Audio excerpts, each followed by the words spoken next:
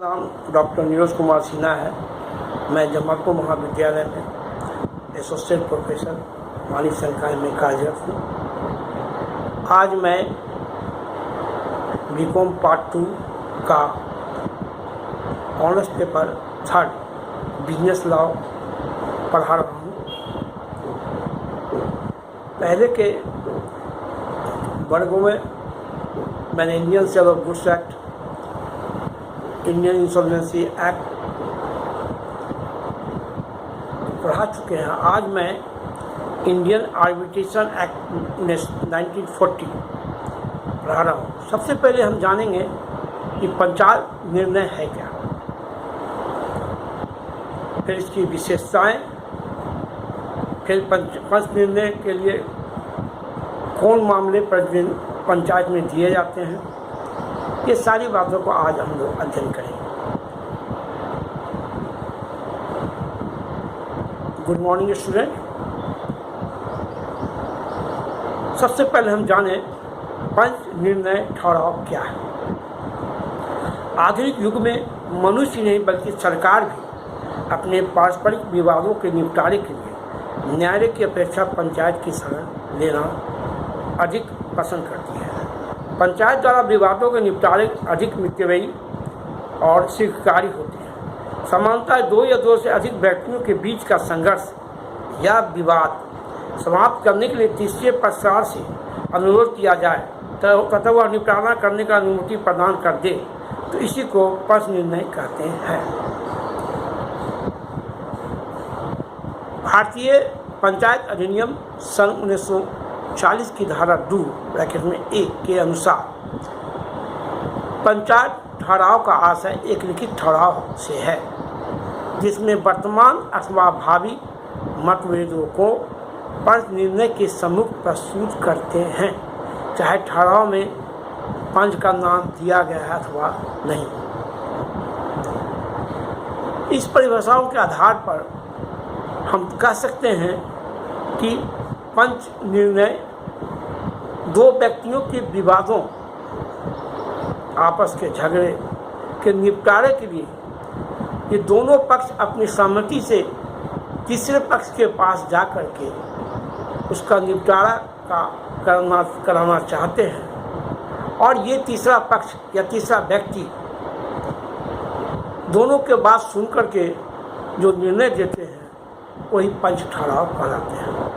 सन 1940 के पूर्व पंचायत कानून के अनुसार पंचायत को ही प्रस्तुति कहते थे। विवाद को सुलझाने हेतु नियुक्त व्यक्ति को पंच कहते हैं तथा उसके फैसले को पंच निर्णय करते हैं। यानी ये जो तीसरा पक्ष, तीसरा पार्टी जो चुने जाते हैं, 2 व्यक्ति मिलकर, दोनों पक्ष मिलकर जो तीसरे व्यक्ति को चुनते हैं वो पंच कहलाते हैं, आर्बिट्रेटर कहलाते हैं। और ये पंच के द्वारा दिए गए निर्णय को हम पंच निर्णय अवार्ड करते हैं। इस प्रकार उपयुक्त परिभाषाओं के आधार पर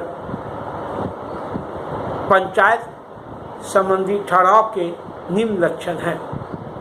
नंबर 1, पंचायत संबंधी ठहराव लिखित रूप में हो। नंबर 2, इसका उद्देश्य वर्तमान या भावी विवादों को सुलझाने हेतु पंचायत को प्रस्तुत करना होना चाहिए। तीसरा, ठहराव में पंच का नाम लिखना कोई अनिवार्य नहीं है। पंच ठहराव को न्यायालय में परिवर्तित करने के लिए उपयुक्त लक्षणों का होना अत्यंत आवश्यक है, अन्यथा यह ठहराव अवैध समझा जाएगा। पंचायत संबंधी ठहराव लिखित रूप में होना चाहिए क्योंकि किसी विवाद को पंच निर्णय के लिए सबूत करने का मौखिक ठहराव वैध नहीं होता है। परंतु यह आवश्यक नहीं है कि पंच ठहराव पर पक्षकारों के हस्ताक्षर हों, बल्कि एक पक्षकार के हस्ताक्षर को ही न्यायालय में वैध ठहराव घोषित किया गया है। पंच ठहराव के लक्षण में मुख्य बात है ये लिखित होना चाहिए या वर्तमान या भावी विवादों को सुलझाता है और ठहराव में पंच का नाम लिखना कोई जरूरी नहीं, लेकिन ये निर्णय पंच ठहराव पंच निर्णय लिखित होना चाहिए, ताकि मौखिक निर्णय को न्यायालय में वैलिडिटी नहीं है, इसलिए लिखित होना चाहिए, क्योंकि बाद में भी अगर कोई विवाद हो तो न्यायालय में जाके इस विवाद को पक्षकार सुलझा सकते हैं, न्यायालय में वाद प्रस्तुत कर निर्णय ले सकते हैं। अब हमें ये देखना है कि पंच निर्णय के लिए कौन कौन से मामले पंचायत में प्रस्तुत किए जा सकते हैं। प्रायः ऐसी बातें जो अनुबंध की विषय वस्तु बन सके या पंच निर्णय के लिए सुपुर्द की जा सकती है, वह निम्न है। नंबर 1, नागरिक अथवा अर्धनागरिक, सिविल और क्वासी सिविल संबंधी विवाद पंच निर्णय के लिए प्रस्तुत किए जा सकते हैं। तथ्य तथा नियम संबंधी विवाद पंच निर्णय के लिए भेजे जा सकते हैं। तीसरा, नागरिक अधिकार, घरेलू अधिकार, व्यक्तिगत अधिकार, विवाह, भरण पोषण संबंधी विवाद पंच निर्णय के लिए प्रस्तुत किए जा सकते हैं।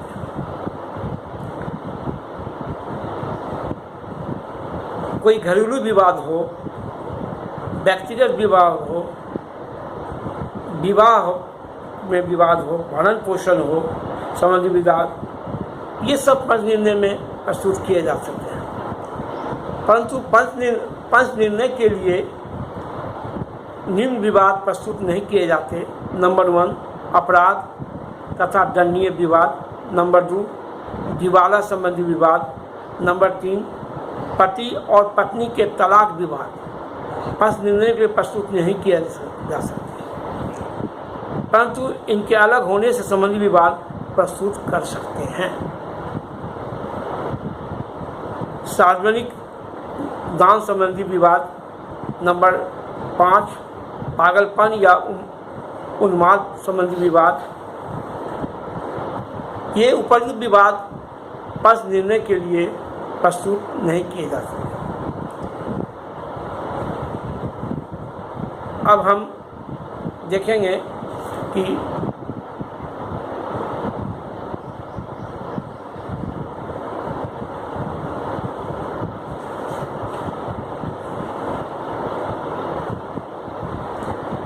पंचायत के लिए प्रस्तुत करने के विभिन्न ढंग या रीतियाँ।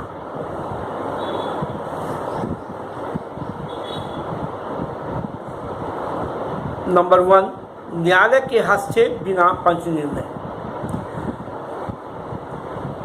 जहाँ पर किसी विवाद के पक्षकार आपस में निश्चित कर लेते हैं कि न्यायालय के हस्तक्षेप के बिना ही विवाद को पंच निर्णय के लिए प्रस्तुत किया जाएगा, लेकिन ऐसी दशा में निर्णय को परिवर्तित करने के लिए न्यायालय की मदद ली जा सकती है।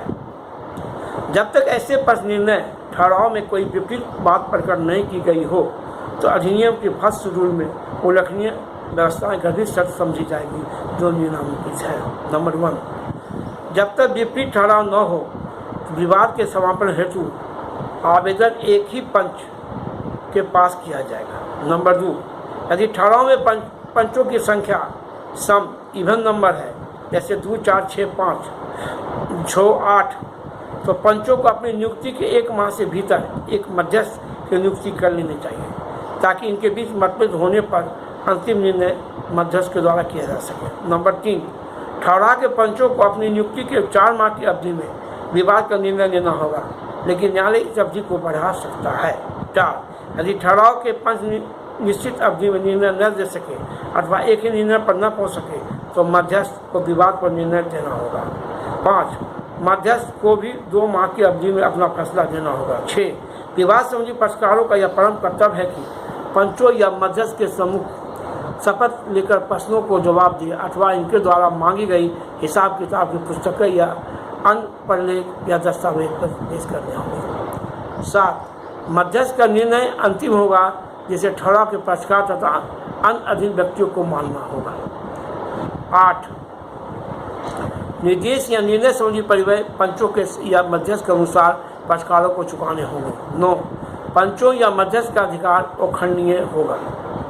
पंच निर्णय का कार्य पूरा होने पर मध्यस्थ अपने निर्णय पर हस्ताक्षर करके ठहराव के पक्षकारों को प्रस्तुत कर दें तथा फिर इस निर्णय को उस न्यायालय में पेश कर दिया जाएगा। न्यायालय संबंधी पक्षकारों को सूचना दे देगा, परंतु इस निर्णय के विरुद्ध अपील नहीं की जा सकती है। नंबर 2, न्यायालय के हस्तक्षेप पर निर्णय। न्यायालय के द्वारा हस्तक्षेप किए जाने पर जब कोई विवाद विचाराधीन न हो।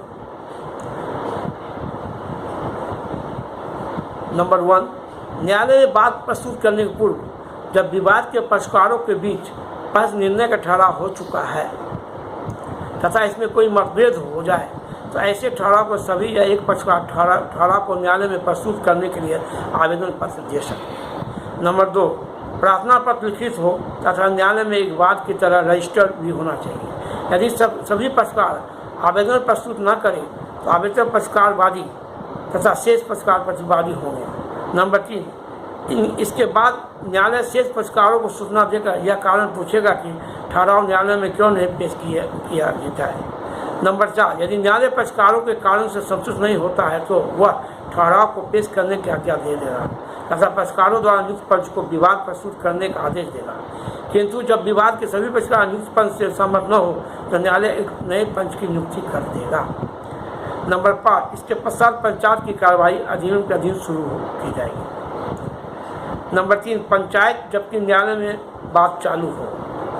जब न्यायालय में पहले से ही कोई बात चल रहा है परंतु बाद में उसके सभी पक्षकार उसको पंच फैसले के लिए सुपुर्द करने को सहमत हो जाए तो न्यायालय द्वारा निर्णय घोषित करने के पूर्व किसी भी समय के निर्देश के आदेश के लिए लिखित आवेदन प्रस्तुत कर सकता है। नंबर 2, विवादों के पक्षकार द्वारा ही पंच की नियुक्ति होगी। नंबर 3, न्यायालय पंचों या मध्यस्थ को विवाद के निर्णय की उचित अवधि निश्चित कर देगा जिससे वह निर्णय देना पड़ेगा। निर्देश के पश्चात न्यायालय इस विवाद के संबंध में कोई निर्णय नहीं करेगा।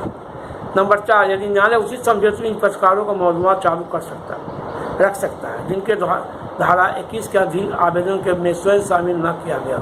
नंबर 5, इसके पश्चात पंचायत अधिनियम की अन्य व्यवस्थाएं जो इससे संबंध रखती है लागू होगी। धन्यवाद।